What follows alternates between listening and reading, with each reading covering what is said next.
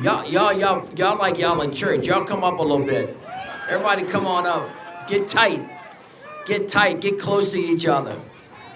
Don't fall down. All right. Melissa, thank you so much. 24 years ago, I stood in this very spot and lifted my hand and took an oath when I was being sworn in as your lieutenant governor to defend the Constitution of the state of Louisiana and the Constitution of the United States of America. On that day, we talked about coming together as one people. Out of many, we are one, e pluribus unum, and joining hands because we knew we were better together, and to forge a path into a better way for all of us. And not one of us thought on that day that we would be facing a crisis of democracy in the United States of America. We knew that we would have battles with our friends who profess to be conservative, or who profess to be progressive, or who profess to be liberal, or who progress to be reformers. We all knew that we would have the kind of fights that our founding fathers expected us to have, but we never really thought, because our imagination wasn't imaginative enough, that there would be a time in our life where we would have to fight for our very democracy. But ladies and gentlemen, my fellow Americans, my fellow citizens, we are in that moment today. And in case it hasn't occurred to you yet, you have been called to the fight. This is not for the faint of heart. This is not for people that want to shrink. This is not for people who want to be silent. This is a time to stand up, to be counted, and to not bow down. We have been confronted with a man who is using the presidency of the United States to help, number one, himself, and to help his billionaire friends at the expense of American citizens and everybody else around the world. You may remember that when Donald Trump ran for office, he said, if you elect me, I will help ease your burden. I will help reduce your cost. Your groceries will go down. Your 401k will go up. The number of jobs that you have will rise.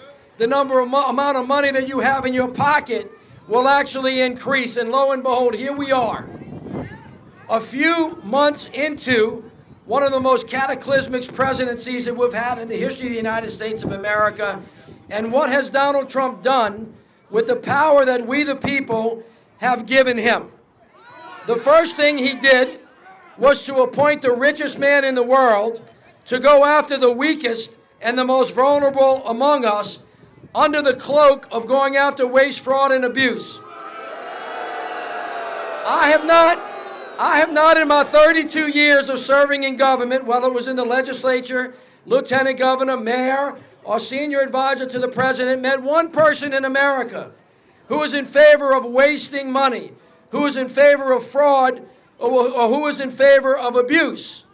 Not one person. But that is not what Elon Musk, the richest man in the world, is doing. He has taken, as you can see, a chainsaw to the very foundation of American government, and in the process therewith has begun to cut vital services that are impacting people all across America: Social Security, Medicare, Medicaid, that are going to put people, our seniors, in harm's way. LAHEAP, which provides housing and air conditioning and heating for the elderly. Meals on Wheels, that feed the most desperate among us. Food programs for children in schools. He has talked about taking NOAA. If you don't know what NOAA is, you should. It's the acronym for the folks that fly through hurricanes, so that we can see more clearly and get ourselves out of harm's way, so that we don't have to lose 1,800 people during Katrina gone away. They're cutting money for the USDA, which is, by the way, for our farmers actually here in Louisiana. They're taking away the things that actually help make us strong. And in case anybody's not counting, 60% of Louisiana's budget, 60%, hear me, come from the federal government. So when they say those guys are your enemies, I would say you might want to check again. Actually, we're here to help, or for God's sake, FEMA, which is not always on the ball all the time, but basically when we have storms, make a difference. And oh, by the way, just yesterday, there were storms that crisscrossed 7 states. And while the stock market was crashing, and while we were delivering 4 American soldiers who had been killed that were coming back to the United States, your president, who said that he was going to support you, was not in Dover receiving those bodies. He was not on the picket line helping men. He was actually golfing in Mar-a-Lago with a bunch of folks.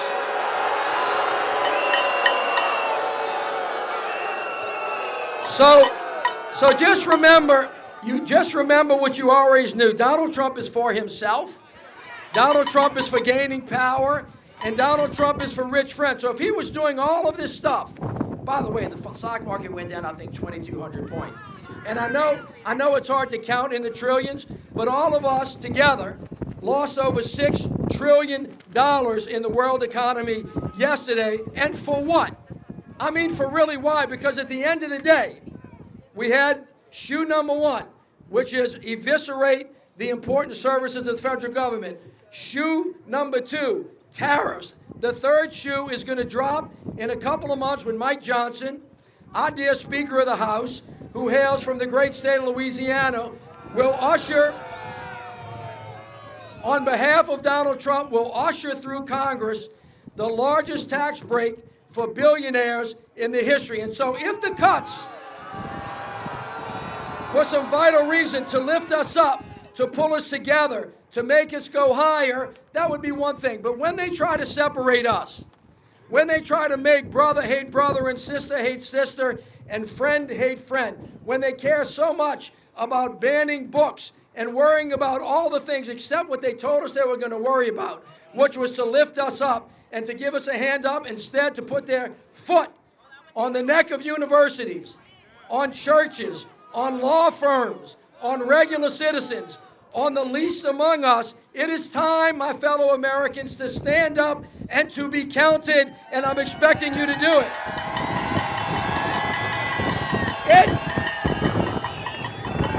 It is okay. It is okay to feel unstable. It is okay to feel afraid, because this is a scary time. It is okay for a moment to sit and wonder what the hell we're supposed to do, but it is not okay to be paralyzed. It is not okay to stay down. It is not okay to stop and think that this is the way it has to be, because, my friends, unless Donald Trump forgot this, we are a government of the people, by the people, for the people, and the power comes from you. And so I ask you to stand with me, to join with me, to be a witness to the fact that we will not let them take our country from us. We're going to take our country back. Stand tall. Do not bow down. We can do it. God bless you all. Thank you very much.